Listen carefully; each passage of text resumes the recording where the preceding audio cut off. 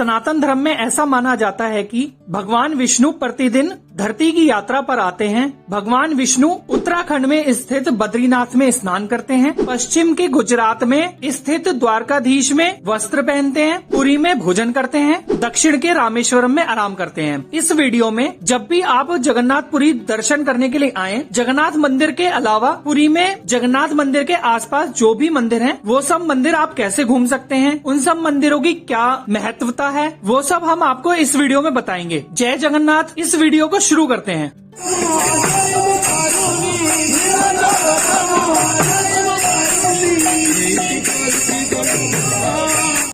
पुरी के दर्शनीय स्थलों को घूमने के लिए आप यहाँ पर ऑटो भी हायर कर सकते हैं और बैटरी रिक्शा भी अवेलेबल है। ऑटो से आप 800 से 1000 रुपए के बीच में पुरी के सारे दर्शनीय स्थल घूम सकते हैं। लेकिन इस बार हमने पुरी के सभी फेमस प्लेसों को घूमने के लिए स्कूटी रेंट पर ली है। यहाँ पर आप इजिली अपना आधार कार्ड दिखाकर स्कूटी रेंट पर ले सकते हैं। अगर आप कंफर्टेबल हो तो आप 2 व्हीलर 500 रुपए में रेंट पर लेकर पुरी के सारे प्लेसों को घूम सकते हैं।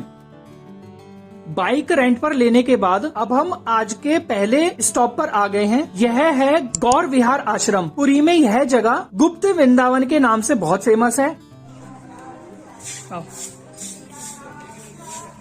जब आप गौर विहार आश्रम में एंट्री करते हैं तो आपको यहाँ पर सबसे पहले गणपति भगवान के दर्शन होते हैं। उसके बाद आप यहाँ पर एंट्री करने के 10 रुपए पर हेड का शुल्क पे करते हैं और उसके बाद भगवान जगन्नाथ की बहुत खूबसूरत मूर्ति के दर्शन होते हैं।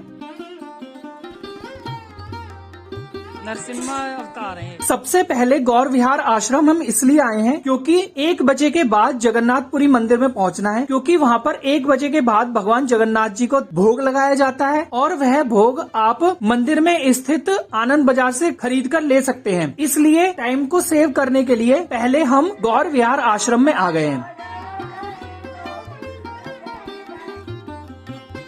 पुरी में ऐसा कहा जाता है कि भगवान जगन्नाथ को वृंदावन की बहुत याद सताती थी, इसलिए यहाँ के लोगों ने भगवान जगन्नाथ के लिए एक वृंदावन की स्थापना की। गौर विहार आश्रम में बहुत सुंदर सुंदर झांकियाँ बना रखी हैं। इस आश्रम में आप हनुमान जी की एक बहुत बड़ी मूर्ति के भी दर्शन कर सकते हैं।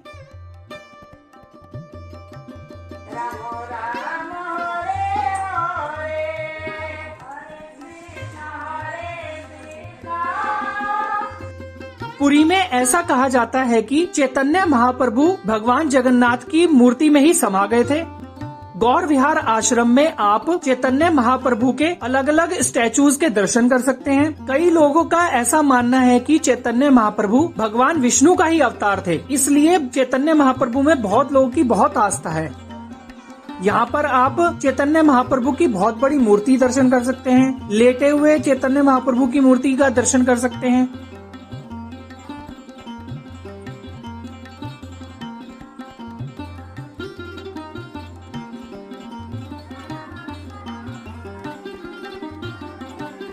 हमने लगभग 1 से 1.5 घंटा गौर विहार आश्रम में बिताया है।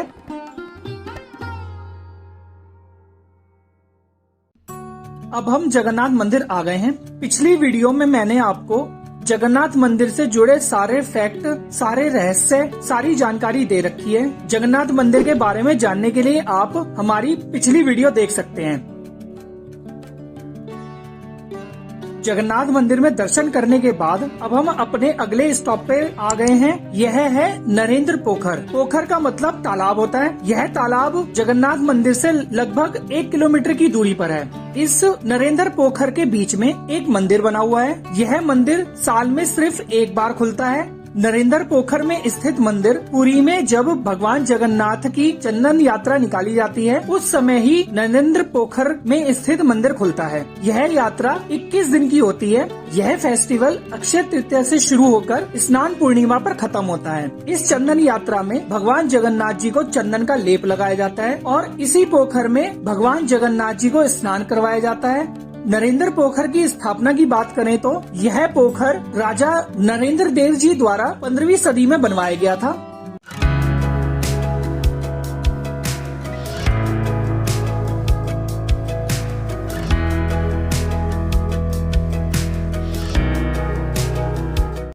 अब हम आज की अपनी अगली डेस्टिनेशन पर आ गए हैं। यह है गोंडीचा टेम्पल।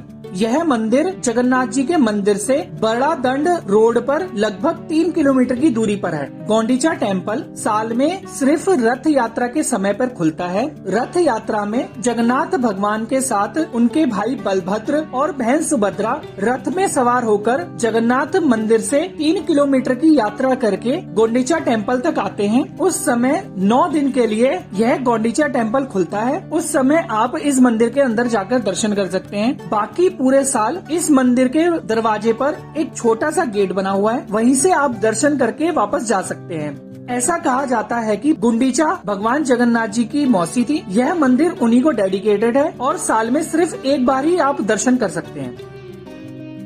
आज का हमारा नेक्स्ट स्टॉप है बेड़ी हनुमान जी का मंदिर। यह मंदिर भगवान हनुमान जी को समर्पित है। यह मंदिर भगवान जगन्नाथ जी से लगभग 3.5 किलोमीटर की दूरी पर है। इस मंदिर में दर्शन करने के लिए 5 रुपए पर हेड का शुल्क लगता है। पुरी में ऐसा कहा जाता है कि पूरे भारत में यह इकलौता मंदिर है जिसमें भगवान हनुमान जी को बेड़ियों से बांध रखा है। इसके पीछे का रहस्य बहुत ही इंटरेस्टिंग है। पुरी में ऐसा कहा जाता है कि भगवान हनुमान जी जगन्नाथ भगवान के दर्शन करने के लिए पुरी मंदिर में आते थे और उनके साथ साथ समुद्र की लहरें मंदिर में आ जाती थी। उसकी वजह से पूरा शहर पानी में डूब जाता था। ऐसा कहा जाता है कि भगवान विष्णु के ससुर हैं समुद्र देवता, वह उन्हें डायरेक्ट मना नहीं कर सकते थे। इसलिए भगवान जगन्नाथ जी ने हनुमान जी को समुद्र को रोकने के लिए समुद्र के किनारे उन्हें स्थापित कर दिया था। लेकिन हनुमान जी भगवान जगन्नाथ जी के दर्शन करने के लिए बार बार नगर में प्रवेश कर जाते थे और उनके साथ साथ समुद्र की लहरें भी शहर में आ जाती थी। इसे रोकने के लिए भगवान जगन्नाथ जी ने हनुमान जी को बेड़ियों में बांध दिया।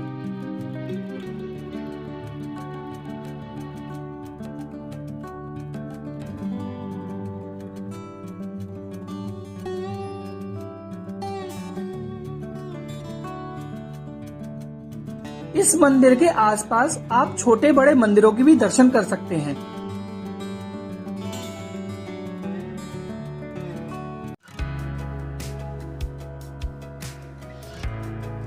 उड़ीसा के पुरी में बंगाल की खाड़ी का 67 किलोमीटर का कोस्टल एरिया लगता है। पुरी में समुद्र के किनारे बहुत खूबसूरत बीचों को डेवलप कर रखा है।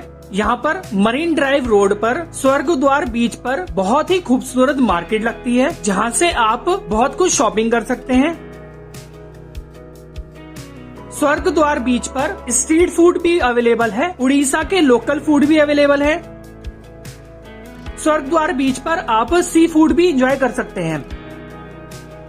अब हम आज की अपनी अगली डेस्टिनेशन पर आ गए हैं। यह है गोल्डन बीच। ये golden beach blue flag beach के नाम से बहुत फेमस है। इस बीच पर जाने के लिए 20 रुपए पर हेड की टिकट लगती है। अगर आप चेंजिंग रूम यूज करना चाहते हैं तो 50 रुपए की पर हेड टिकट लगती है।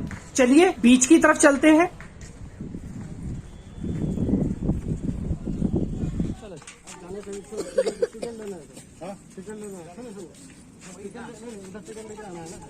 उधर से ना टिकट लेके वो 2 नलों को छोड़ दिया ना आपने।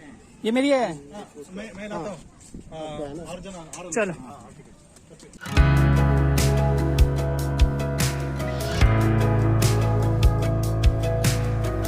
यह ब्लू फ्लैग बीच सर्टिफिकेशन एक डेनमार्क की कंपनी बीचों की क्लीननेस, सिक्योरिटी, सफाई को देखकर देती है।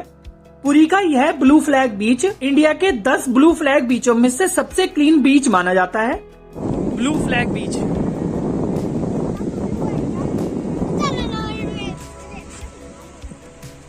यह बीच बहुत खूबसूरत है। यहाँ पर आप बच्चों के साथ, फैमिली के साथ बहुत एंजॉय कर सकते हैं। यहाँ पर एक बच्चों के लिए किड प्ले एरिया भी बना रखा है। ब्लू फ्लैग बीच पर कोशिश करें आप शाम को आइए। यहाँ का सनसेट बहुत ही खूबसूरत होता है। यहाँ का पानी बहुत क्लीन है।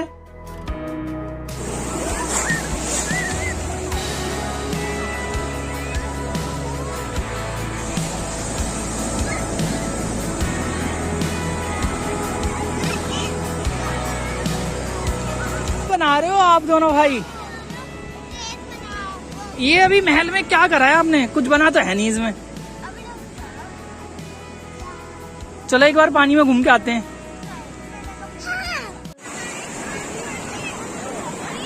उड़ीसा गवर्नमेंट ने golden beach, blue flag beach को बहुत खूबसूरत और बहुत साफ डेवलप किया है। यहाँ पर हमने लगभग काफी घंटे बिताए हैं।